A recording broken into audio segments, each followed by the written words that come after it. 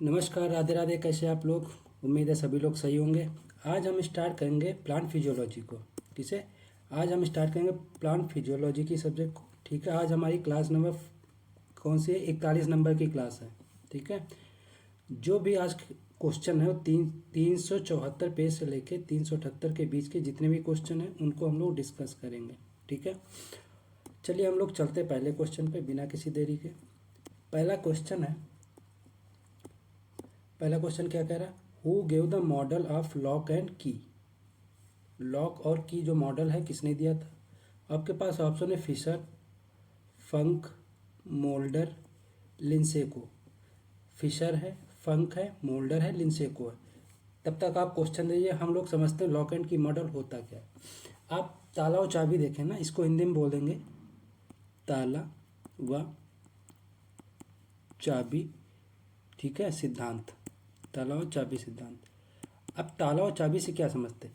मान लीजिए कोई एक ताला है आपका, ठीक है, लॉक है, तो उसके लिए एक सेपरेट चाबी बनती है ना।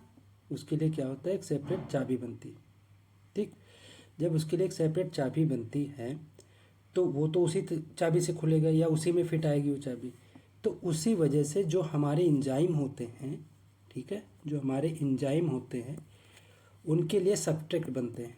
क्या बनते हैं? सब्सट्रैक्ट बनते हैं। और जब सब्सट्रैक्ट बनेंगे तो जो सब्सट्रैक्ट जिस एंजाइम के साथ फिट होगा वो उसी में अटैच होगा। जो सब्सट्रैक्ट जिस एंजाइम के साथ फिट होगा वो उसी में अटैच होगा। ठीक है, जैसे ताला चाबी में होता है कि जो चाबी जिस ताले के लिए बनी है उसी में फिट आएगी। ठीक है, कोई रैंडम चाबी किसी में फिट नहीं आ जाएगी किसी दूसरे लॉक में। उसी तरीके से जो सब्सट्रैक्ट जिस एंजाइम के लिए बना है वो उसी में ही फिट आएगा। इसे हम लोग क्या कहते हैं? ताला व चाबी सिद्धांत कहते हैं। ठीक है, उम्मीद है समझ में आया होगा। तो अगर सही आंसर की बात करें, इसका सही आंसर क्या होगा? इसका सही आंसर होगा फिशर। ठीक है, किसने दिया था? फिशर ने दिया था। अगला हम बात करते हैं फंक। फंक की अगर बात करें, उन्होंने विटामिन शब्द दिया था। कौन सा शब्द दिया था? विटामिन शब्द दिया था। कौन सा शब्द दिया था? विटामिन शब्द दिया था। ठीक है, अगला हम बात करते हैं मोल्डर। ठीक है, इन्होंने प्रोटीन शब्द दिया था। मोल्डर ने क्या दिया था? प्रोटीन शब्द दिया था। मोल्डर ने प्रोटीन शब्द दिया था। ठीक है, अगला हम बात करते हैं लिंसेको। लिंसेको ने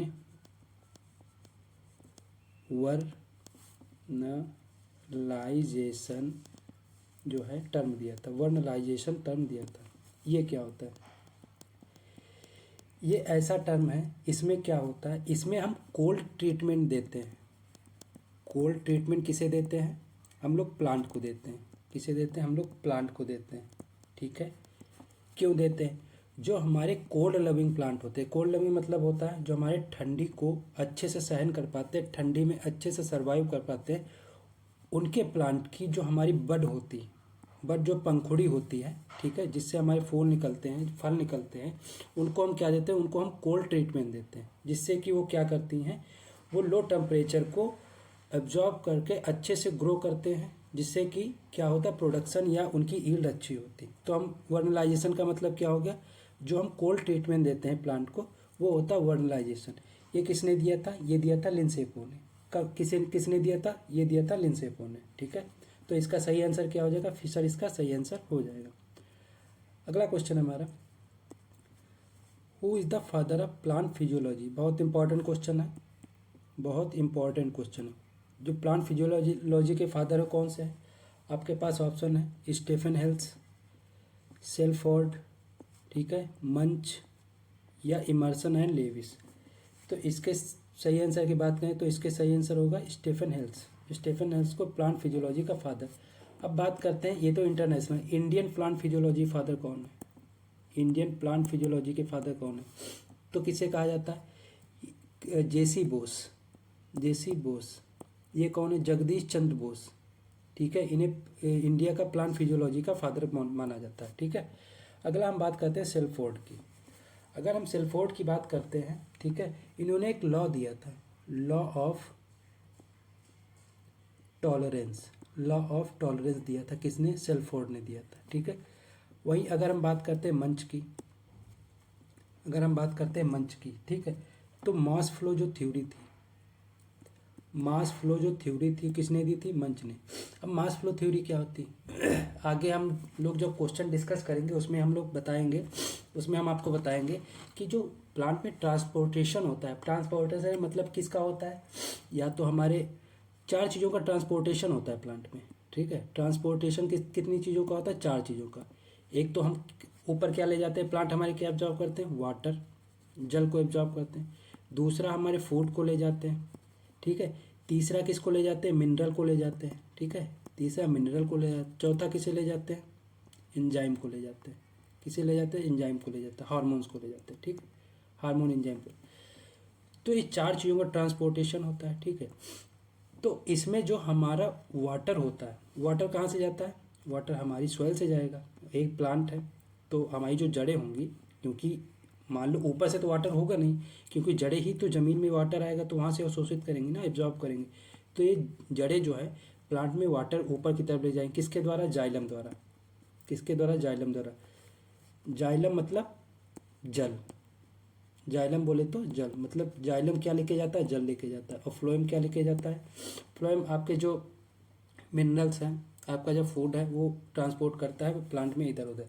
तो जब हमारा जल जाइलम लेके ऊपर जाएगा, ठीक है, जल हमारा जब जाइलम ऊपर लेके जाएगा तो ये तो है नहीं कि थोड़ा थोड़ा जल लेके जाएगा। मान लो 1 लीटर लेके चला गया, 4 लीटर, 2 2 ml, 30 ml, ऐसे नहीं लेके जाता है। क्योंकि मान लो यहाँ वाली जो हमारी लीफ है इसे ज़रूरत हुई, मान लो जल वाटर हमारा यहीं पे ख़त्म हो गया, तो ऐसा तो है नहीं फिर इसके लिए दोबारा, ऐसा नहीं होता। वो एक बल्क तरीके से, बल्क मतलब एकदम भीड़ भाड़ से, ठीक है, एकदम इकट्ठे तरीके से वो ऊपर की तरफ क्या ले जाता है? वाटर ले जाता है, ठीक है। जिसमें क्या होता है? जिसमें हमारे मिनरल भी साथ में चले जाते हैं, ठीक है। तो ये जो फ्लो होता है नीचे से ऊपर की तरफ, इसी फ्लो को हम लोग क्या कहते हैं? इसी फ्लो को हमको लोग कहते हैं मास फ्लो। क्या कहते हैं? मास, मतलब भीड़। भीड़ बोले तो मतलब वाटर भी और उसके साथ मिनरल भी और बहुत ज़्यादा मात्रा में, तो इसे हम बोलेंगे मास फ्लो। क्या बोलेंगे? मास फ्लो बोलेंगे। तो वही अब बात करते हैं, मंच ने क्या दिया था? मास फ्लो थ्योरी दी थी, मास फ्लो दिया था। मास फ्लो थ्योरी किसने दी थी? मंच ने दी थी। किसने दी थी? मास फ्लो थ्योरी मंच ने दी थी, ठीक है। अगला हम बात करते हैं इमर्सन एंड लेविस। अगर इमर्सन और लेविस की बात करते हैं तो हम इन्होंने क्या बताया? इन्होंने बताया जो हमारी क्वांटम यील्ड होती है, क्या बताया? जो हमारी क्वांटम यील्ड होती है, ठीक है, वो डिक्लाइन कर जाती है। वो क्या होती है? वो डिक्लाइन मतलब कम हो जाती है जब वेवलेंथ, हमारी क्या हो जाती है? 600 नाइट न्यूट्रॉन मीटर के ऊपर हो जाती है। कौन सी? रेड जोन की। कौन सी? रेड जोन में, ठीक है। जो हमारी रेड जोन वाली वेवलेंथ होती है उसमें जो है अगर उसकी वेवलेंथ जो है 600 न्यूट्रॉन मीटर से ऊपर हो जाती है तो क्वांटम यील्ड हमारी क्या हो जाती है? डिक्लाइन हो जाती है। क्या हो जाती है? हमारी क्वांटम यील्ड जो है डिक्लाइन हो जाती है, ठीक है। इसमें एक जानकारी और आपको दे दें, जो हमारा रेड स्पेक्ट्रम होता है, हम लोग 7 कलर देखते हैं ना, विबग्योर, GYOR, विबग्योर 7 कलर देखते हैं ना। जो हमारा रेड स्पेक्ट्रम होता है उसकी जो इंटेंसिटी होती है वो 580 से लेके 680 तक होती है। 580 से लेके 680 तक होती है, ठीक है। तो जब हमारा 600 न्यूट्रॉन मीटर के ऊपर जब चला जाता है तो हमारी क्वांटम यील्ड क्या हो जाती है? वो हमारी डिक्लाइन हो जाती है। यही किसने कहा था? यही इमर्सन और लेविस ने कहा था, ठीक है। उम्मीद है समझ में आया होगा। अगर हम बात करें इसके सही आंसर की तो क्या हो जाएगा? स्टेफन हेल्स इसका सही आंसर हो जाएगा। और अगर इंडिया में बात करें तो कौन होंगे? JC बोस, मतलब जगदीश चंद्र बोस इसके जो है इंडिया में फादर माने जाएंगे किसके? प्लांट फिजियोलॉजी के, ठीक है। अगला हम बात करते हैं which protein is present in hair. हमारे जो बाल होते हैं और जो नाखून होते हैं उसमें कौन सी प्रोटीन पाई जाती है? आपके पास ऑप्शन है कोलेजन, केराटिन, इलास्टिन या फाइब्रिन। कोलेजन हो गया, केराटिन हो गया, इलास्टिन हो गया, फाइब्रिन हो गया।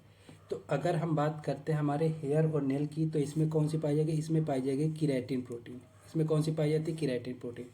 कोलेजन की बात करें तो हमारी जो मसल्स होती हैं, जो हमारी मसल्स होती है उसमें मांस जो होता है उसमें कौन सी प्रोटीन पाई जाती है?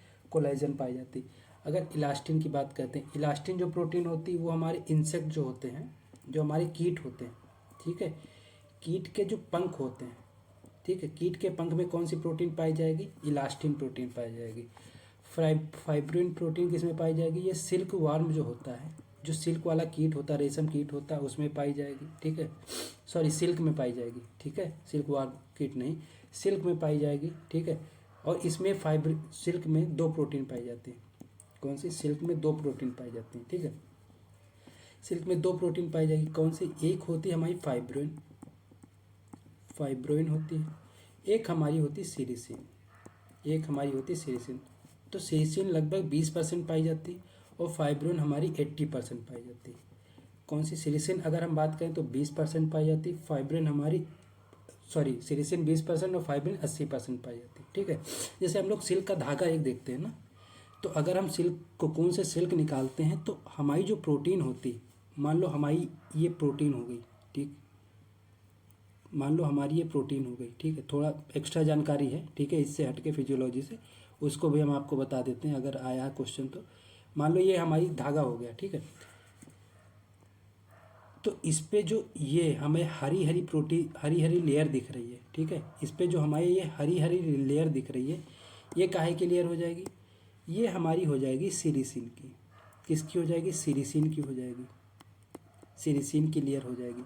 ये ब्लू ब्लू हमें दिख रही है, नीली लेयर जो दिख रही है, ठीक है, भाग दिख रहा है, ये हमारी फाइब्रिन प्रोटीन हो जाएगी। तो आपको देखने से भी पता लग रहा होगा कि फाइब्रिन प्रोटीन जो है ज़्यादा है, इसीलिए इसकी मात्रा लगभग 80% होती है और सीरिसिन की कितनी होती है? 20% होती है।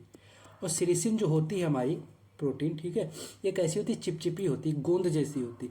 तो इस गोंद को अगर हम धागे में कन्वर्ट करते हैं या कोई भी हम क्लॉथ बनाते हैं, कपड़ा बनाते हैं, तो इसको हम क्या करते हैं? गर्म पानी में इसे उबालते हैं, जिससे कि ये जो हमारा चिपचिपा पदार्थ है ये हट जाए और हमें जो अच्छी तरीके से रेशम सिल्की हो वो हमें प्राप्त हो, ठीक है। तो ये तो एक्स्ट्रा जानकारी हो गई। अब इसके सही आंसर की बात करें, इसका सही आंसर क्या होगा? केराटिन होगा, ठीक है। उम्मीद है ये क्वेश्चन भी समझ में आया होगा, जो हमारी एक्स्ट्रा जानकारी वो भी समझ में आई होगी, ठीक है।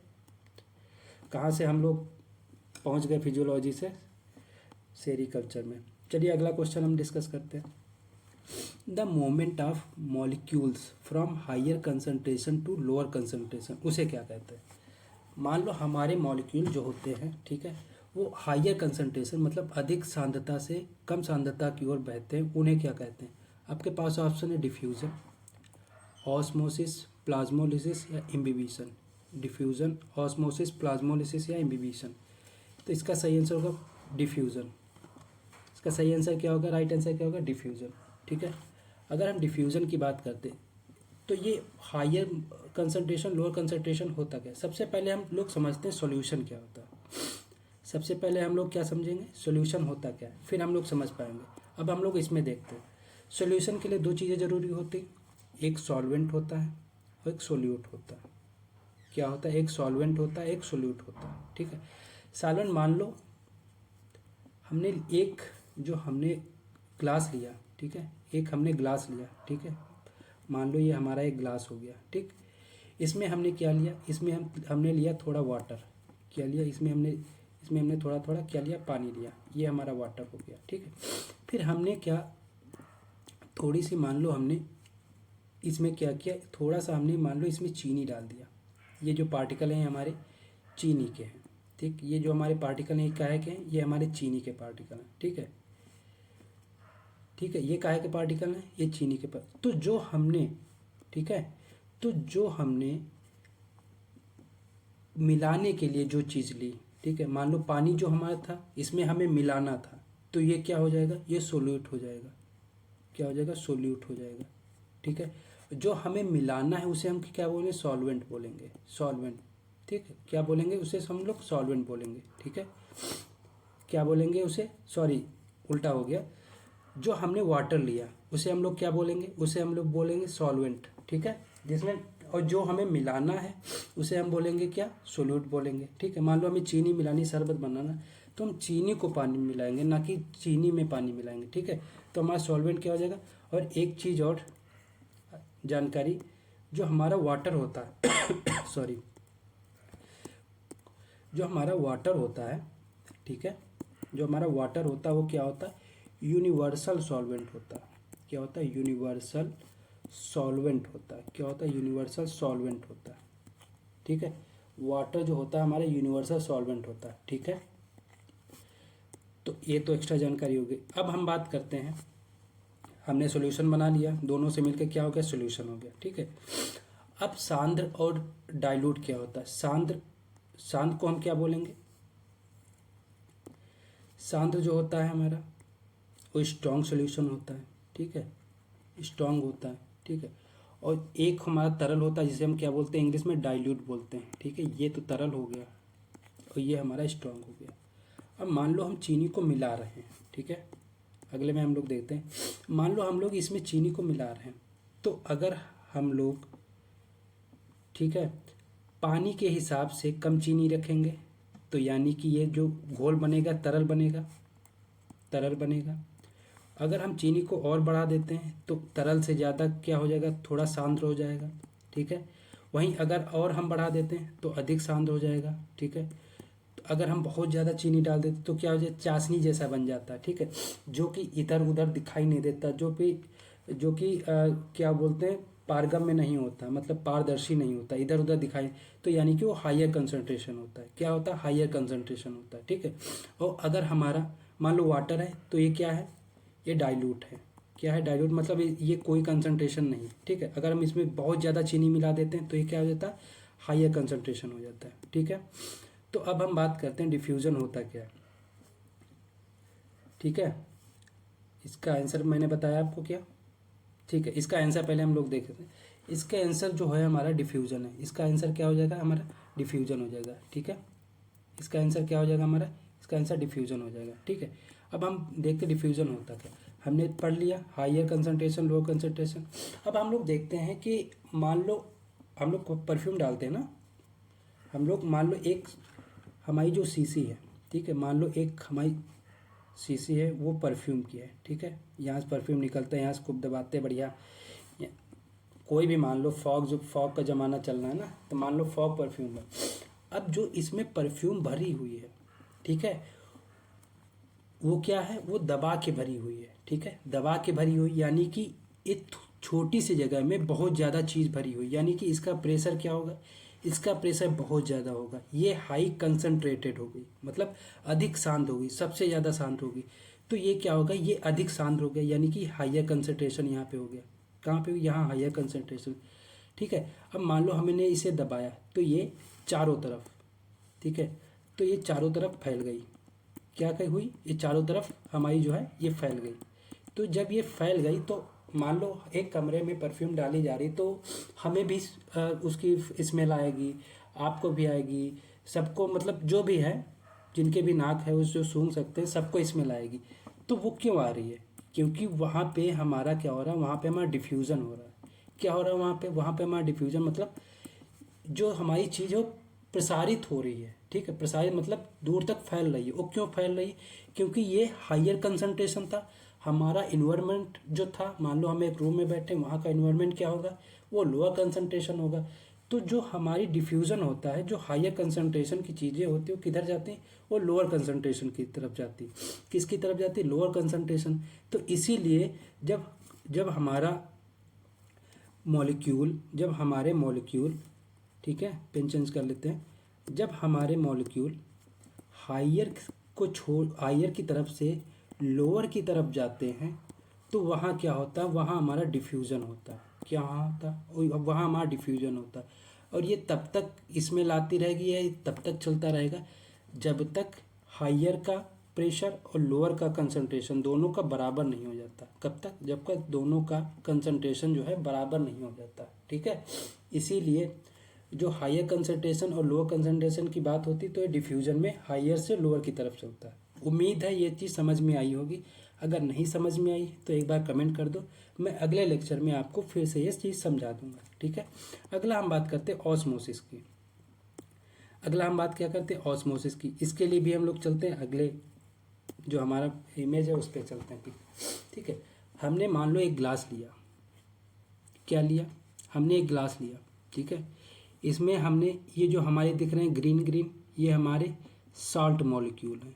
क्या है? ये हमारे सॉल्ट मॉलिक्यूल है। ठीक है, हमने इसमें बीच में एक ऐसी लेयर बना दी, ठीक है, जिससे इधर उधर जो हमारे मॉलिक्यूल हैं वो आ तो जा सकते हैं, लेकिन इसमें बैरियर भी है, ठीक है, बैरियर है तो इसमें रुक रुक के जाएंगे, क्या करेंगे, इसमें रुक रुक के जाएंगे, ठीक है। तो अगर इसमें रुक रुक के जाएंगे, ठीक है, तो मान लो हमारे साल्ट के हैं, ठीक है, ये इधर भी साल्ट है, तो हम लोग जब इसे हाई कंसंट्रेशन में डालते हैं, क्या डालते हैं, जब हम इसे पानी में डालते हैं, ठीक है, तो ये क्या होता है, जब हम इसे पानी में डालते हैं तो ये क्या होता है, तो ये जो हमारी जो हमारी लेयर थी, ठीक है, जिसे हम क्या बोलेंगे, सेमी पेरिसेबल, सेमी परमिसिबल, क्या होती है, सेमी मतलब अर्ध पारगम्य झिल्ली, अर्ध पारगम्य झिल्ली, मतलब मॉलिक्यूल जा तो सकते हैं लेकिन बिल्कुल डालने से तुरंत नहीं चले जाएंगे, धीरे धीरे जाएंगे।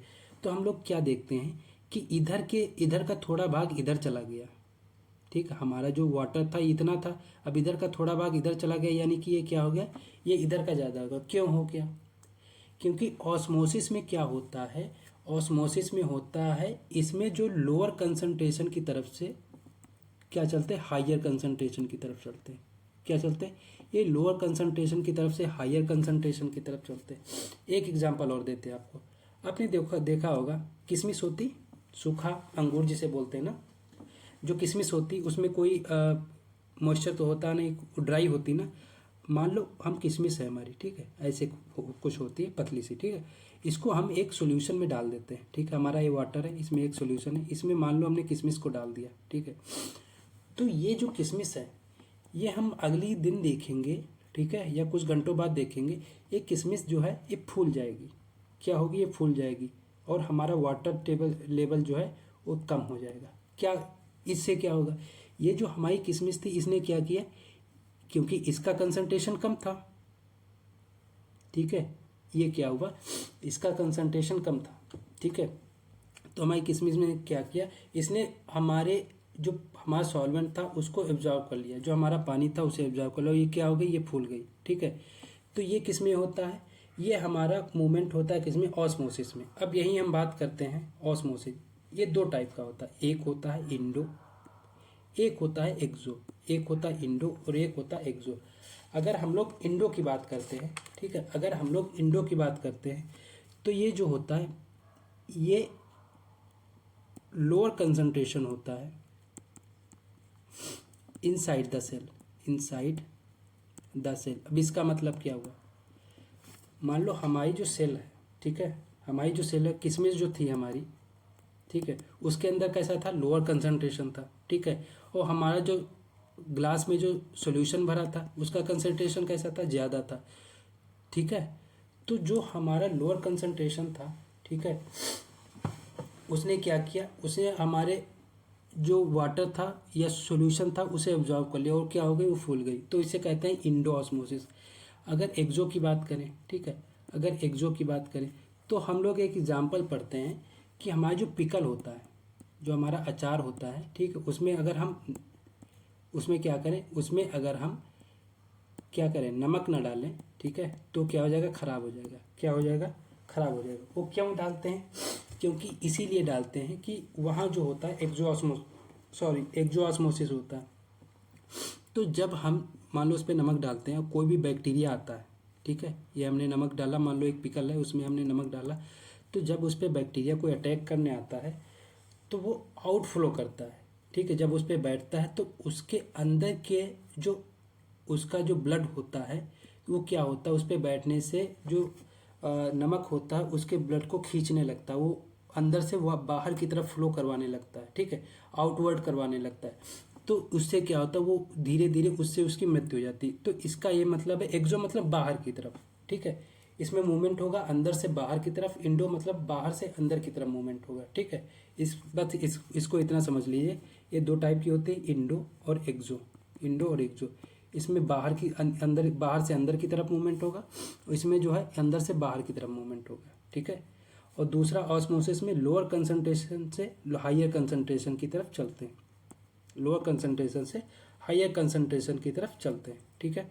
अगला हम बात करते हैं प्लाज्मोलिसिस क्या होता है, इसके लिए भी हम लोग चलते हैं। ये क्वेश्चन जो है ना, ये 4 बहुत बड़े बड़े टॉपिक हैं जो हम आपको शॉर्ट में एक ही क्वेश्चन में बता दे रहे हैं, इसीलिए टाइम लग रहा है। अगर हम बात करते हैं, सबसे पहले हम पढ़ते हैं 3 टाइप के हमारे सॉल्यूशन होते हैं। एक होता है हाइपरटोनिक, आइसोटोनिक, हाइपोटोनिक। हमें ज़रूरत है हाइपरटोनिक की, ठीक है, ये सवाल समझने के लिए। तो अगर हम बात करें हाइपरटोनिक सॉल्यूशन की, हाइपरटोनिक सॉल्यूशन मतलब स्ट्रॉन्ग सॉल्यूशन। स्ट्रॉन्ग मैंने अभी आपको बताया, ठीक है, जो अधिक शांत हो उसे स्ट्रॉन्ग कहेंगे। स्ट्रॉन्ग सॉल्यूशन, अगर उसमें मान लो कोई सेल पड़ी है, ठीक है, ये सॉल्यूशन है, ठीक है, उसमें एक मान लो सेल डाल दी जाती है। अब सेल में क्या होता है, सेल में क्या होता है, प्रोटोप्लाज्म होता है। क्या होता है, प्रोटोप्लाज्म होता है। क्या होता है, प्रोटोप्लाज्म होता है, ठीक है। क्या होता है, प्रोटोप्लाज्म होता है, जिसे हम लोग क्या बोलते हैं, कोशिका द्रव्य बोलते हैं। क्या बोलते हैं, कोशिका द्रव्य बोलते हैं, ठीक है। तो जब हम उस हाइपरटोनिक सॉल्यूशन में, ठीक है, सेल को डालेंगे, ठीक है, तो वो सेल क्या होगी, वो सेल बाहर की तरफ, उसका जो प्रोटोप्लाज्म में जो द्रव भरा है बाहर की तरफ मूव करेगा। जब वो बाहर की तरफ मूव करेगा तो क्या, तो वो जो हमारी कोशिका है, ठीक है, वो क्या हो जाएगी, श्रिंक हो जाएगी, मतलब सिकुड़ जाएगी। क्या हो जाएगी, सिकुड़ जाएगी, ठीक है। तो जब वो सिकुड़ जाएगी तो इसी को हम लोग क्या कहते हैं, इसी को हम लोग कहते हैं प्लाज्मोलिसिस कहते हैं। क्या कहते हैं, इसी को हम लोग प्लाज्मोलिसिस कहते हैं, मतलब आउटफ्लो हो गया। क्या हो गया, जो हमारी कोशिका थी, ठीक है, मान लो ये कोशिका थी, ठीक है, ये धीरे धीरे इस तरीके से बन गई, मतलब आउटफ्लो हो गया, जो इसका कोशिका द्रव्य था ये बाहर की तरफ निकल गया। किसमें, हाइपरटोनिक सॉल्यूशन में। तो इसे हम लोग क्या कहेंगे, इसे हम लोग प्लाज्मोलिसिस कहते हैं। क्या कहते हैं, प्लाज्मोलिसिस कहते हैं, ठीक है। उम्मीद है समझ। इम्बिबिशन क्या होता है, अगर इम्बिबिशन की बात करें, हम लोग देखते हैं जो हमारे सीड होते हैं, ठीक है, या ड्राई वुड होते हैं। ड्राई वुड मतलब जो सूखी लकड़ियाँ होती हैं, वो क्या होती हैं, वो इन्वायरमेंट की नमी को एब्जॉर्ब कर लेती हैं। क्या, जो हमारा मॉइस्चर होता है उसे एब्जॉर्ब कर लेती हैं, और क्या होती है, वो वेट हो जाती है या गीली हो जाती है। तो इस तरीके से अगर हमारा वाटर कोई भी मॉलिक्यूल अगर किसी सूखी चीज़ में या सूखी लकड़ी में या जो हमारा सीड होता है उसमें अगर पहुंच रहे हैं, तो उसे हम लोग क्या कहेंगे, उसे हम लोग इम्बिबिशन कहेंगे, ठीक है। उम्मीद है क्वेश्चन समझ में आया होगा। और इसका सही आंसर क्या हो जाएगा, डिफ्यूज़न हो जाएगा, ठीक है। एक बार और, डिफ्यूज़न जो है हायर से लोअर की तरफ चलता है, ठीक है। ऑस्मोसिस लोअर से हायर की तरफ चलता है, ठीक है। प्लाज्मोलिसिस, प्लाज्मोलिसिस क्या होता है, इसमें जो हमारा जो हायर कंसंट्रेशन होता है, ठीक है, वो आउटफ्लो हो जाता है, ठीक है, वो क्या होता है, आउटफ्लो हो जाता है। इम्बिबिशन जो होता है, ये हमारी जो ड्राई वुड होता है या सीड होते हैं, ठीक है, जो सूखी हुई चीज़ें होती हैं वो क्या नमी एब्जॉर्ब कर देती हैं, उसे हम लोग क्या कहते हैं, उसे हम लोग इम्बिबिशन कहते हैं, ठीक है। उम्मीद है क्वेश्चन समझ में आया होगा। चलिए हम लोग चलते हैं अगले क्वेश्चन पे। हाँ, ये चीज़ जरूर याद रखिएगा, ये थोड़ा कन्फ्यूजिंग चीज़ है, ठीक है, याद भी करते तब भी भूल जाते हैं, ठीक है। सोल्यूट, सॉल्वेंट और सोल्यूशन, सोल्यूट सॉल्वेंट को मिला के क्या बनता है, सोल्यूशन बनता है, ठीक है। सोल्यूट, सॉल्वेंट और सोल्यूशन सीधे आप याद रखिए, एस ओ एल सेम है, पहले यू आएगा यानी सोल्यूट आएगा, फिर सॉल्वेंट आएगा। क्या आएगा, सॉल्वेंट। और सॉल्वेंट हमेशा याद रखिए पानी होता है। क्या होता है, पानी होता है, ठीक है। सॉल्वेंट मतलब पानी याद रखिए, या सॉल्वेंट जिसमें मिलाया जा रहा है, ठीक है। दोबारा याद, यू मतलब सोल्यूट मतलब जो चीज़ मिलानी है, और सॉल्वेंट मतलब जिसे जिसमें मिलाना है, ठीक है। दोनों को मिला के क्या बनेगा, सॉल्यूशन बनेगा, ठीक है। नेक्स्ट हम लोग बात करते हैं, अगला क्वेश्चन है हमारा, in hypertonic mixture the concentration is. अभी मैंने बताया हाइपरटोनिक जो मिक्सचर होता है उसमें कंसंट्रेशन कैसा होता है, लो कंसंट्रेशन, ये तो आप बता ही देंगे। लो कंसंट्रेशन होता है, हाइयर कंसंट्रेशन होता है, ना तो वीक होता है ना ही ज़्यादा होता है, ठीक है। तो इसका सही आंसर क्या हो जाएगा, अगर हाइपर की बात करें तो यानी हाई कंसंट्रेशन होगा, ठीक है। लो कंसंट्रेशन किस में होता है, ये होता है हाइपोटोनिक में। किस में होता है, हाइपोटोनिक में होता है। किस में होता है, हाइपोटोनिक, ठीक है। ना तो वीक और ना ही स्ट्रॉन्ग, ये किस में होता है, ये आइसोटोनिक में होता है। किस में होता है, आइसोटोनिक। हम लोग आई ड्रॉप डालते हैं ना, आई ड्रॉप, वो भी तो एक सोल्यूशन होता है ना, तो वो कैसा सोल्यूशन है, वो एक आइसोटोनिक सोल्यूशन है। कैसा है, आइसोटोनिक, ना तो ज़्यादा वीक होता है ना तो ज़्यादा स्ट्रांग होता है, तभी तो हमारी आई जो हमारी आंखें होती हैं उससे इफेक्ट नहीं होती। अगर लो कंसंट्रेशन होगा तो भी इफेक्ट होंगी, उसका कोई फ़ायदा नहीं रहेगा। अगर हाई कंसंट्रेशन होगा तो हमारी आंखें ख़राब हो जाएंगी, इसीलिए ना हाई रहता है ना कम रहता है, ठीक है, मीडियम में रहता है, इसीलिए इसे क्या कहते हैं, आइसोटोनिक सॉल्यूशन कहते हैं। ठीक है, हम लोग एक पिक्चर से समझते हैं, वो थोड़ा आगे है। ये हम बात करते हैं टाइप्स ऑफ सॉल्यूशन की। ठीक है, आइसोटोनिक जो होता है, आइसो का मतलब होता है सेम, टोनिक मतलब स्ट्रेंथ, जो सेम स्ट्रेंथ के होते हैं। ठीक है, जैसे सॉल्वेंट हो गया, सॉल्वेंट मतलब ये मैंने आपको जिसमें मिलाया जाए, सोल्यूट मतलब जिसको मिलाया जाए। ठीक है, same concentration of solute and solvent. ठीक है, दोनों का कंसंट्रेशन कैसा हो, सेम हो।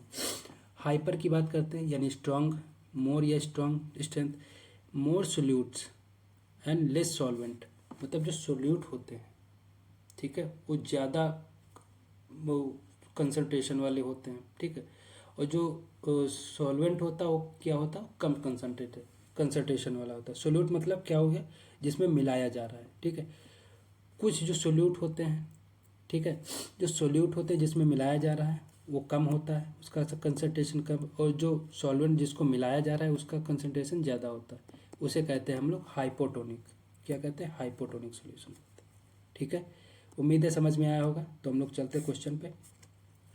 तो इसका सही आंसर क्या हो जाएगा, हाई कंसंट्रेशन इसका सही आंसर हो जाएगा। ठीक है, हम लोग चलते हैं अगले क्वेश्चन पे। अगला है हमारा the value of water potential. Water potential की जो वैल्यू होती है वो क्या होती है, आपके पास ऑप्शन है निगेटिव, जीरो, बोथ या none of these. Negative, zero, both या नॉन ऑफ दीज। तो इसका सही आंसर हो जाएगा बोथ। ठीक, ये निगेटिव से जीरो तक होती है। वाटर पोटेंशियल जो होता है निगेटिव से कितना होता है, जीरो तक होता है। ठीक है, वहीं अगर बात करते हैं जीरो की, ये किसका होता है, ये हमारे होता है ऑस्मोटिक पोटेंशियल। क्या होता है, ऑस्मोटिक पोटेंशियल होता है। क्या होता है, ऑस्मोटिक पोटेंशियल होता है। ठीक है, लेकिन ये जो होता है हम वाटर पोटेंशियल हमेशा ऑलवेज क्या होता है, निगेटिव होता है या माइनस होता है। ठीक है, लेकिन अगर मैक्सिमम की बात करें तो कितना होता है, जीरो होता है। ठीक है, जीरो के ऊपर नहीं जाएगा, और माइनस तो कितना भी जा सकता है। ठीक है, अगला हम बात करते हैं, ये तो हो गया। अगला हम बात करते हैं रूट हेयर्स। ठीक है, जो हमारी जड़ के रेशे होते हैं या हेयर्स होते हैं वो किस में सबसे ज़्यादा डेवलप करेंगे, जीरोफाइट्स में, हाइड्रोफाइट्स में, बोथ या नॉन ऑफ दिस। अब जीरोफाइट्स होता क्या है, जीरोफाइट्स होते हैं जो हमारे रेगिस्तान में जो हमारे प्लांट उगते हैं उन्हें क्या कहते हैं, जीरोफाइट्स कहते हैं। शुष्क जगह पे, शुष्क मतलब जहाँ पे पानी की कमी है, ठीक है, स्कार्सिटी है, वाटर स्कार्सिटी है, या वहाँ पे रेनफॉल नहीं हो रही, या वो रेगिस्तान का क्षेत्र है, तो वहाँ वो क्या होगा, जीरोफाइट्स होंगे। अगर जो हमारे प्लांट, ठीक है, वाटर में, ठीक है, या वाटर वाली जगह पे जहाँ पे बिल्कुल पानी भरा ही रहता है वहाँ पे अगर वो उगते हैं तो उसे कहते हैं हाइड्रोफाइट। तो अगर आप कॉमन चीज़ है, आप बताओ जीरोफाइट्स वाले प्लांट को लड़ने की ज़्यादा ज़रूरत है, सर्वाइव करने की ज़्यादा ज़रूरत है, या हाइड्रोफाइट्स वाले प्लांट पानी के लिए ज़्यादा मरेंगे। ऑब्वियस बात है, जीरोफाइट्स वाले पानी के लिए ज़्यादा मरेंगे। तो जब पानी के लिए ज़्यादा, अगर हम लोग भूख के लिए ज़्यादा मरते तो उसके लिए क्या करते हैं, हम लोग कोई काम करते थे, कहीं पे एफर्ट करते हैं, कुछ चीज़ आगे बढ़ाने की सोचते हैं। उसी तरीके से जो जीरोफाइट्स होता है उसके जो रूट हेयर्स होते हैं वो क्या होते हैं, ज़्यादा डेवलप होते हैं। ज़्यादा डेवलप्ड होंगे तो ज़्यादा जगह से पानी उसे एब्जॉर्ब करेंगे और ज़्यादा अधिक देर तक या अधिक दिनों तक सर्वाइव कर पाएंगे। हाइड्रोफाइट्स क्या है, तो आराम से जब महल में ही बैठा है तो इसे कोई ज़रूरत ही नहीं है। तो ये इसमें जो है, इसमें रूट डेवलपमेंट जो होता है वो एब्सेंट रहता है। क्या होता है, इसमें एब्सेंट रहता है। ठीक है, इसमें कोई रूट डेवलपमेंट नहीं। और ये जो सबसे ज़्यादा रूट डेवलपमेंट होता है किसमें होता है, जीरोफाइट्स में होता है। ठीक, अगर कुछ है ही नहीं, कोई मान लो इतना ही गरीब उसके पास खाने को नहीं है, ठीक है, तो ज़्यादा एफर्ट करेगा ना खाने के लिए, कपड़े पहनने के लिए, सर्वाइव करने के लिए। उसी तरीके जीरोफाइट अगर इसके पास पानी की कमी ही है, ठीक है, तो ये क्या करेगा, तो ये ऑब्वियस बात है, अपने जो रूट से पानी आता है ना, तो रूट के हेयर्स को बढ़ाएगा जिससे कि ये पानी ले सके। हाइड्रोफाइट्स क्या है, इसमें महल में रहने वाली बात हो गई कि सब चीज़ें उपलब्ध हैं तो हम क्यों काम करें, हम क्यों एफर्ट करें। ठीक है, तो हाइड्रोफाइट्स हो गया। उम्मीद है समझ में आया होगा। ठीक है, तो हम लोग चलते हैं आगे। तो आज के क्वेश्चन जो हैं यहीं पे समाप्त होते हैं। उम्मीद है सेशन आपको बहुत अच्छा लगा होगा। आप इसे शेयर करिए, हमारा जो टेलीग्राम चैनल है उसे ज्वाइन करिए। ठीक है, वहाँ पे आपको सारी की सारी PDF मिल जाएंगी। ठीक है, और जो हमारी सुंडा हिंदी की बुक की सीरीज चल रही उसे भी ज्वाइन करिए। ठीक है, उसको हम लोग जो आपका एग्ज़ाम आने वाला है एफ के, उसके पहले हम लोग कंप्लीट कर देंगे। ठीक है, उसे डेली देखते रहिए, किसी भी टाइम उसे देख सकते हैं। खाना खा रहे हो, खाना बना रहे हो, कहीं पे आ रहे हो, कहीं पे बैठे हो, कहीं पे जा रहे हो, कहीं पे भी देख सकते हैं। ठीक है, वो एक रिवीजन की क्लास के तौर पे देख सकते हैं। ठीक है, तो हम लोग चलते हैं, मिलते हैं अगली क्लास में, तब तक के लिए धन्यवाद।